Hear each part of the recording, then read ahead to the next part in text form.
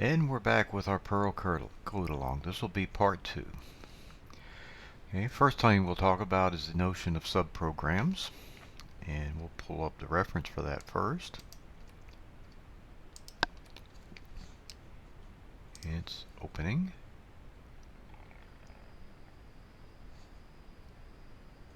At least I think it's opening.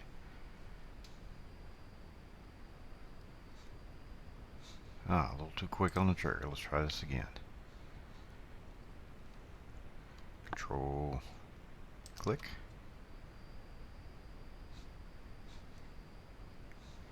Okay, that's better.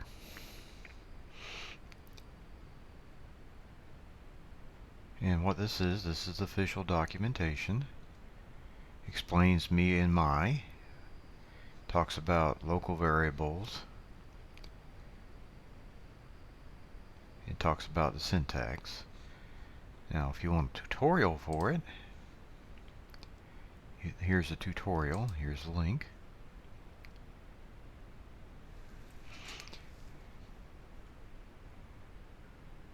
What's really cool about this is you can actually demo it. You go down here, you hit live demo.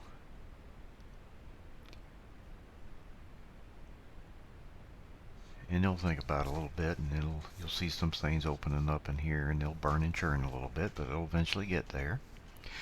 The nice thing is you can try things out with it and you can run them, as long as you don't have anything really complicated.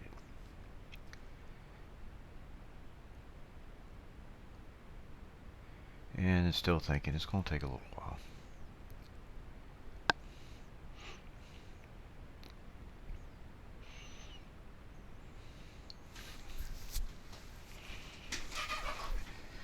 And we're still waiting. We'll pop out here and see how they're peek back here, see how they're defined. You define it with sub. It's a subroutine. That's syntax that's near and dear to the hearts of those of us that were with programs from the start, because that's what it was called before they started talking about functions and methods and all that good stuff. Okay, and the one that we're loading up this is a hello world one. And here's where you define it, here's where you call it, and Perl compiles the programs before it executes, so you don't have to worry about defining it first like you may have to do with some other programs. Let's see how we're coming along here.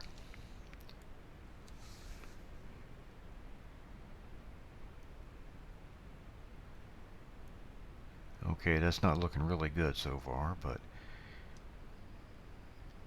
there we go. Okay, and we want to run this.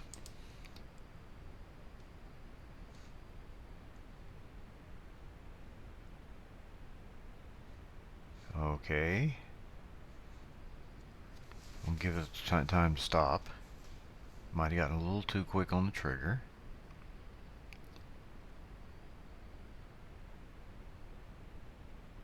Okay, there we go. Hello world.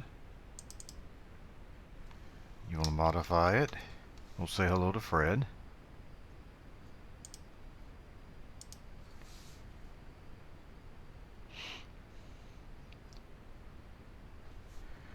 Okay, so a nice thing is you can try it out, and you can try out some basic code there if you got a question on how some syntax works.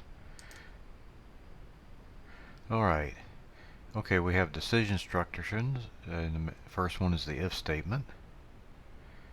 Okay, make sure I include the curly braces.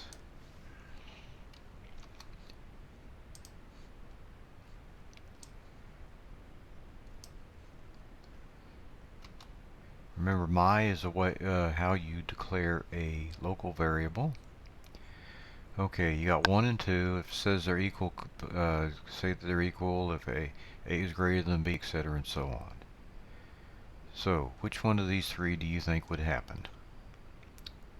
We'll think about it. I'll hit save while we're thinking. I'll pop on down here. We'll run it.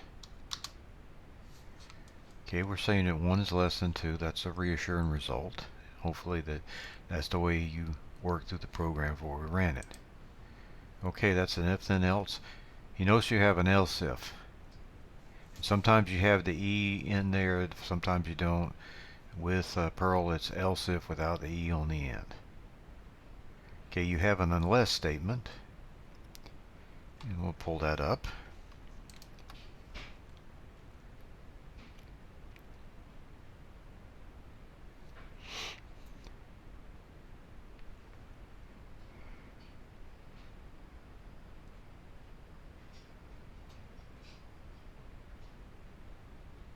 Okay, and when you talk about Perl's philosophy, there's more than one way to do it. They have all sorts of ways to do their control structures. So you have the if statement, and if you don't like using the if statement, you can use an unless statement.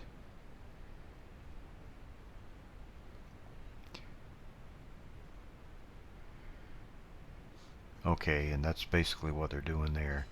And it's got an else if else. You can get just as complicated as you want to, and it depends on which way you want to do this.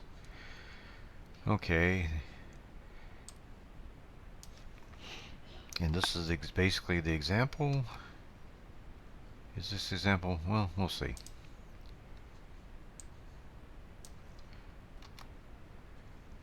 Okay, we say that a is 10. Unless a is greater than 0, print a is less than 0, else print a is greater than or equal to 0. Why you'd want to use that many double negatives, I don't know, but if sometimes it just works out that way. Alright, I'm going to pop on down here, I'm going to run it. Okay, I did not take these out and said you got a my variable. It warns you that you got to look at that. Well, just to be complete about it,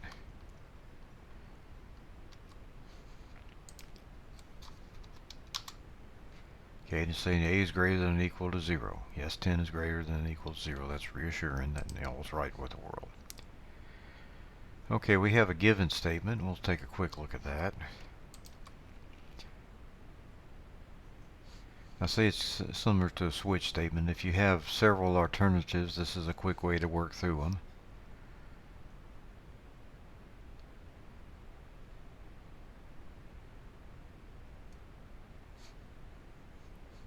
Okay, then you say given expression, and you have, let's take a quick look at an expression. Okay, and what it does, it looks like this variable, and if it equals to one of these, you have code. You say this is the code, and this basically tells you what the RGB values are.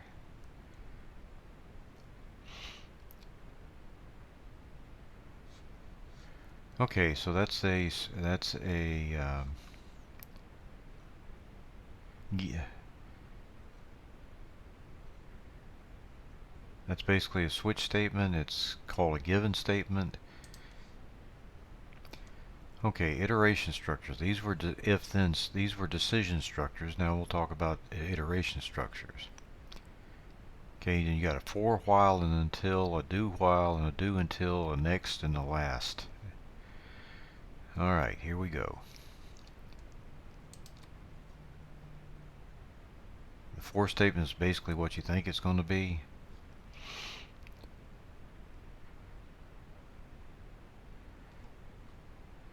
Okay, and this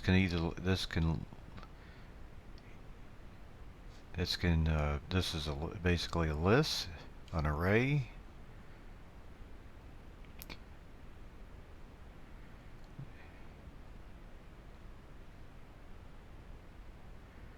You have an array. You have some variance there.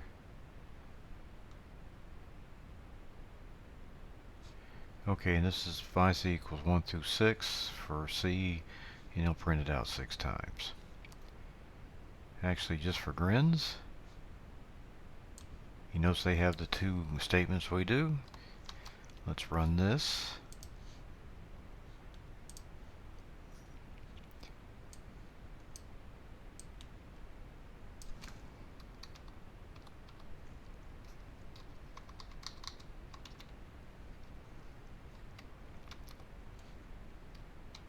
Okay, maybe let's not run this then. Some reason it didn't copy. Okay, head back. Okay, and that's a for and a for each. And let's go back and let's pick it up real quick.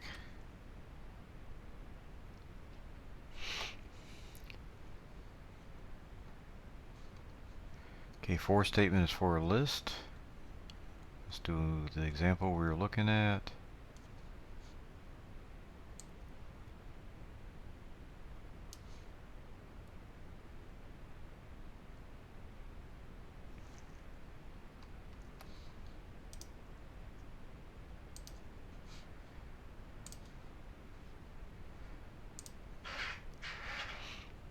Alright, let's see if we have better luck this time. We do.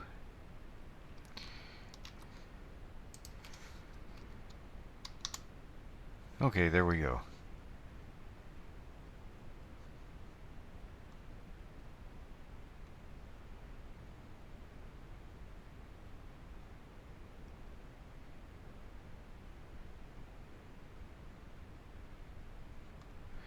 Okay, so there you go.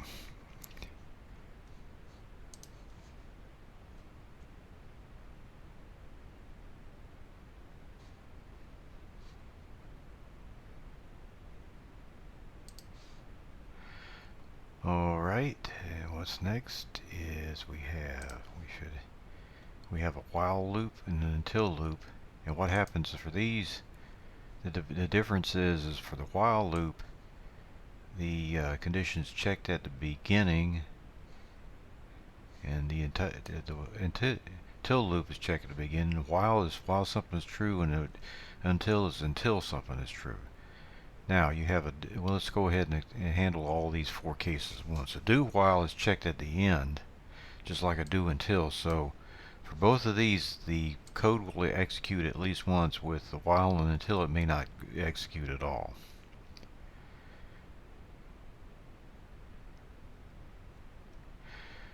Okay, then we have a couple of directives. We have the next and the last directives, and that's next is when you're going in a loop and you want to go to the next loop, you hit next. If you want to get out of there, you hit last.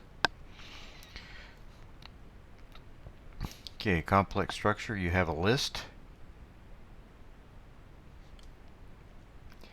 and this is immutable, meaning that once you declare it, you can't add and subtract things from a list, and once you declare a list, it's stuck.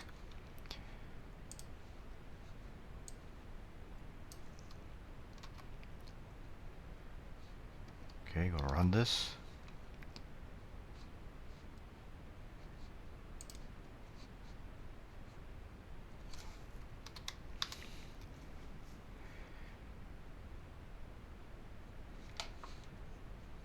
Okay, there's you got nothing there.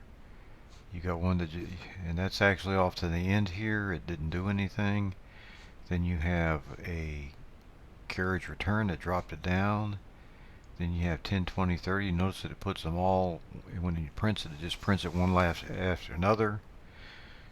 Just noticing this example from Mary Poppins that supercalifragilisticexpialidocious, and I found out, I guess there was part of that I didn't know was in there. I've been mispronouncing it all the time. I guess that's a pronunciation quite atrocious. Okay, so we also have an array. Now, it looks like for an array you can actually these are mutable. You can add things to these. So we'll just copy and paste.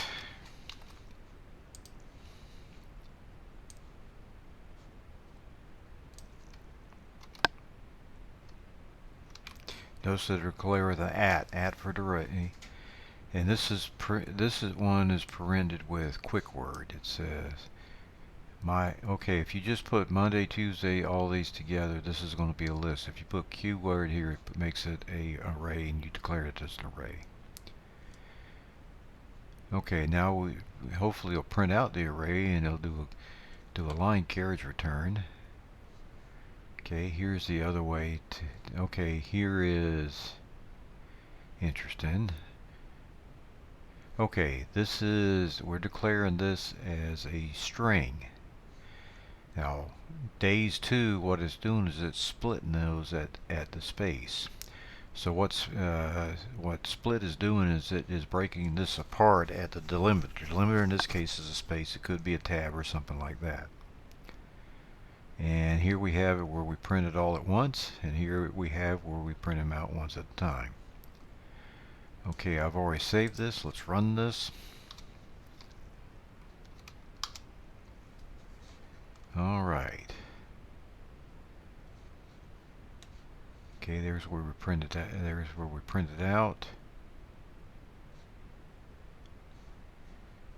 Here's where we printed it all out at once, and there's where we iterated through it. And that's always useful to know, because if you have something like, if instead of this, if you have line return as your delimiter, you can have an array and you can write into a file. Okay. Next thing we have is a hash, which is also called a dictionary. This is basically you have a key and a value. The idea is you would have a word and a definition. And here's an example here. Okay, and this is an example from the source here. And source is a tutorial. Okay, and this is an array. This is a hash of languages. English, they speak English. France, they speak French. Spain, they speak Spanish, and so forth. Okay, that just tells you about it. Doesn't really do anything with it. Okay, suppose we want to find out what language they speak in England. We'll put that under there, and they'll tell us. If we got and notice that you use a % to define a hash. This $sign here is a string because that particular item, that element of that array is actually a string. Alright, drop down here. We'll run it. And they say in England they speak English. Somehow I believe that. Now I'm going to add an element. I'm going to say, well, what about the Italians?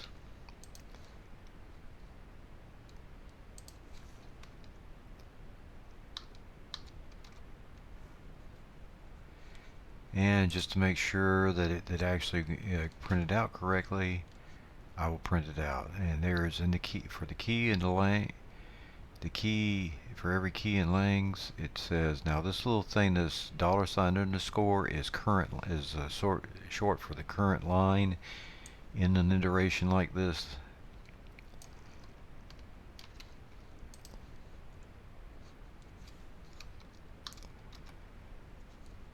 Alright, I'm going to be bold. Let's go through the through the whole thing at once, see what happens. Okay. Okay, English. Okay, official language of Italian is Italian. It's printed them out. So that's how you can use an array.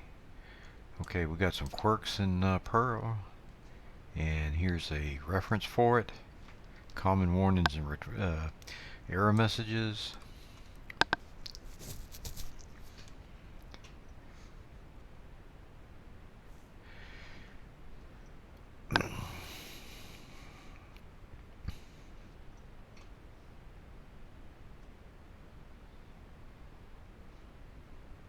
Yeah, and this guy is a good source for Perl. Okay, he's got a whole list of very common errors. You can look through that yourself. Main thing to remember with Perl is that there's more than one way to do things, but all ways are not helpful. And you might want to dig through perltutorial.org to understand the commands themselves. Maybe the way it's used in Stack Overflow is useful for what they're doing, but what you're doing is just different enough to where you can't do it. Okay, that concludes the code alongs for Perl. I hope they were helpful. Take care.